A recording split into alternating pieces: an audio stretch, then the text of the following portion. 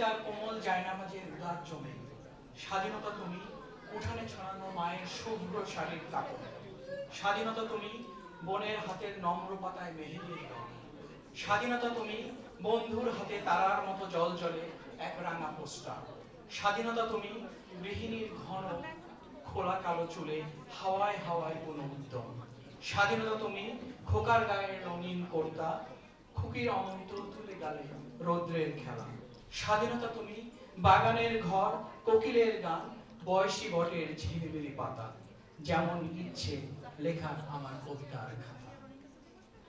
দীর্ঘ 9 মাস রক্তক্ষয়ী মুক্তিযুদ্ধ শেষে আমরা যে দিনটিতে চূড়ান্ত বিজয় লাভ করেছিলাম সে দিনটি হলো 1971 সালের 16 ডিসেম্বর। লাখো শহীদ এবং মা বোনদের আত্মত্যাগের বিনিময়ে আমরা পেয়েছি স্বাধীন সার্বভৌম একটি দেশ, ভালোবাসার মানচিত্র এবং লাল সবুজ পতাকা।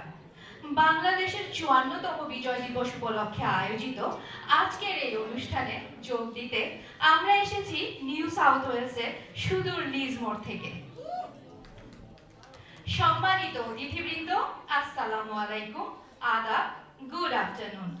আমি হেলেন আফরোজ এবং আমি Mohammad Riyad Hasan. Infinity Church South মেলনে আগত সকলকে জানাই আবারও আন্তরিক অভিনন্দন এবং শুভেচ্ছা। আচ্ছা রিয়াদ, বিজয়ের এই বর্ণিল আয়োজন, উদযাপনের এই আনুষ্ঠানিকতা কেন, কি প্রয়োজন? ধন্যবাদ হেলেন প্রশ্নটি করবার জন্য। আসলে বাংলাদেশ থেকে বহু দূরে অস্ট্রেলিয়ার এই প্রবাস জীবনে ডিসেম্বর আসলেই যখন ছোট্ট লুবাইনা তার মাকে প্রশ্ন করে, মা আমরা সেই লাল সবুজের অনুষ্ঠানটা করব না? কিংবা ছোট্ট আয়রা কিংবা অনি যখন রাত দিন আনন্দের সাথে রিহার্সাল করে গিয়ে ওঠে, আমি বাংলায় গান গাই।